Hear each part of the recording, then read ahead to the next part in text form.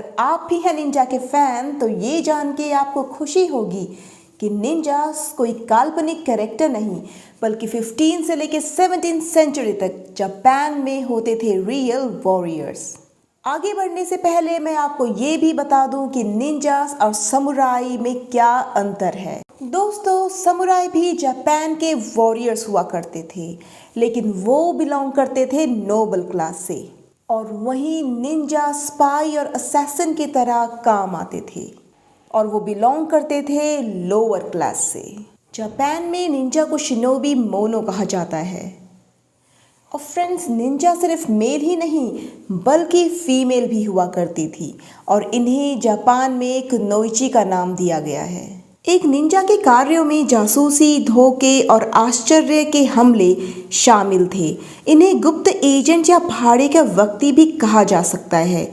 Ninja पानी पर चलना और प्राकृतिक तत्वों पर नियंत्रण जैसी पौराणिक क्षमताओं से जुड़े थे। निंजा की ट्रेनिंग को निंजत्सु कहा जाता है। निंजा डिस्गाइज के लिए भी काफ़ी फेमस थे, जिसमें ये priest, entertainers, fortune tellers, merchants, औरतों और मॉन्क का भी रूप धारण कर लेते थे। तो फ्रेंड्स, अब मैं आपको दिखाने जा रही हूँ निंजा की कॉस्ट्यूम।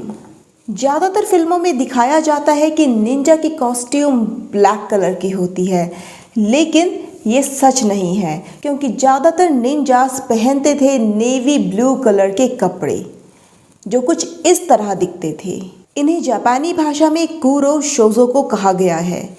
और फ्रेंड्स, ये है निंजा की सैंडल्स। इन्हें वाराची का नाम दिया गया है जापान में। दोस्तों, अब मैं आपको दिखाने जा रही हूँ निंजा के बेहद उपयोगी टूल्स। कुनाई एक हैवी पॉइंटेड टूल है। इसका इस्तेमाल दीवार में होल करने के काम आता है। मीज़ोगुमो वुडन शूज की तरह काम आता है। ये एक ऐसी डिवाइस है जिसके थ्रू निंजास पानी पर आसानी से चल पाते थे। कटाना। फ्रेंड्स, कटाना तो आपने बहुत सी फिल्मों में देखी ही होगी। ये निंजास और समुराई की तलवार थी। कसूरीगामा। ये एक पारंपरिक जापानी हथियार है जिसमें एक दरांती को लोहे की चेन से बांधा होता है, जिसके दूसरे छोर पर लोहे का वजन होता है। शूरिकेन। ये एक छिपा हुआ चाकू या हथियार के रूप में इस्तेमाल होता है। इन्हें निंजा स्टार का भी नाम दिया गया है। माकिबिशी। ये छोटे छोटे कांटों के रूप में होते हैं, जिन्हें निंजा अपने दुश्मन की स्पीड कम करने के लिए इस्तेमाल किया करते थे। शिकोमिजु।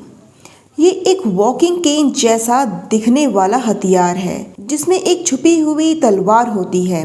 निंजा बखूबी इस तलवार को डिस्गाइज के रूप में इस्तेमाल करते थे। फुकिया ब्लोगन्स। एक टिपिकल फुकिया 50 सेंटीमीटर तक लंबी होती है। ये छोटी छोटी नीडल्स को डार्ट की तरह फेंकने के काम आती है। निंजास इस हथियार को काफ़ी यूज़ किया करते थे, क्योंकि इसकी नीडल्स के टिप पर पॉइजन भरा होता है। मेत्सुबुशी। इस हथियार का उपयोग निंजास अपने ओपोनेंट को अंधा करने के लिए करते थे। ये हथियार अंडे के शेल में मिर्ची पाउडर या कांच के पाउडर को भरकर बनाया जाता था, जिसे निंजास अपने ओपोनेंट के फेस पर फेंकते थे। ओडाची। ये एक पारंपरिक जापानी तलवार है जो कि समुराई और निंजास यूज़ किया करते थे। ये है कुछ तस्वीरें ओडोची की। नेकोटे को टेको भी कहा गया है। इसे कैट्सपॉ का भी नाम दिया गया है, क्योंकि ये ग्लव्स के रूप में होते हैं, लेकिन उंगलियों की जगह पर इसके बदले ब्लेड्स लगी होती है, ठीक वैसे ही जैसे आपने एक्समैन वुल्वरीन के हाथों पे देखी होगी। क्रॉसबो। दोस्तों, क्रॉसबो तो आप जानते ही होंगे, लेकिन क्या आप जानते हो कि फीमेल निंजास का ये फेवरेट हथियार होता था? चिगरिकी। ये हथियार सिर्फ अपने दुश्मन पर हमला करने के लिए ही नहीं, बल्कि दुश्मन के हथियार को झटके से अपने कब्जे में करने के लिए भी किया जाता था।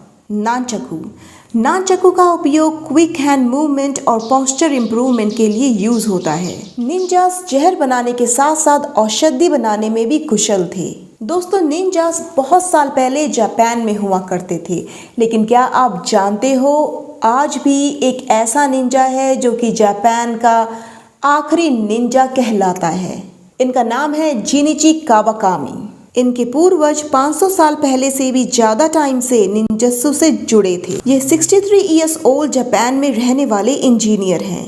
फ्रेंड्स, ये अपनी कला में इतने एक्सपर्ट हैं कि ये दूसरे रूम में गिरने वाली पिन की भी आवाज़ आराम से सुन सकते हैं। इनका कहना है कि 6 साल की उम्र से ही उन्होंने निंजत्सु की प्रैक्टिस करना शुरू कर दिया, बिना ये जाने कि ये क्या कर रहे हैं। इन्हें ये कला एक बुद्धिस्ट मॉन्क ने दी। 19 साल के होने पर उन्हें भी मास्टर का दर्जा दे दिया गया, जिसके साथ उन्हें सौंपा गया काफ़ी सारे सीक्रेट स्क्रॉल्स और स्पेशल टूल्स भी। पर अब इनका कहना है कि आगे ये किसी को भी निंजत्सु की कला नहीं सिखाना चाहते, क्योंकि ये मानते हैं कि मॉडर्न वर्ल्ड में इसका कोई उपयोग नहीं है।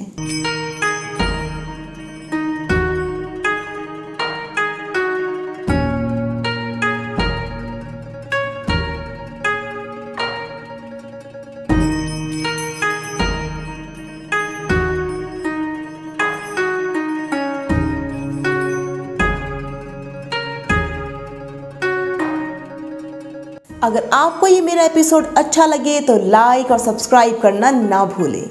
विदा लेने से पहले मैं आपको दिखाने जा रही हूँ कुछ रियल पिक्चर्स समुराई की। आई होप आप इन पिक्चर्स को एंजॉय करेंगी। Till then, bye.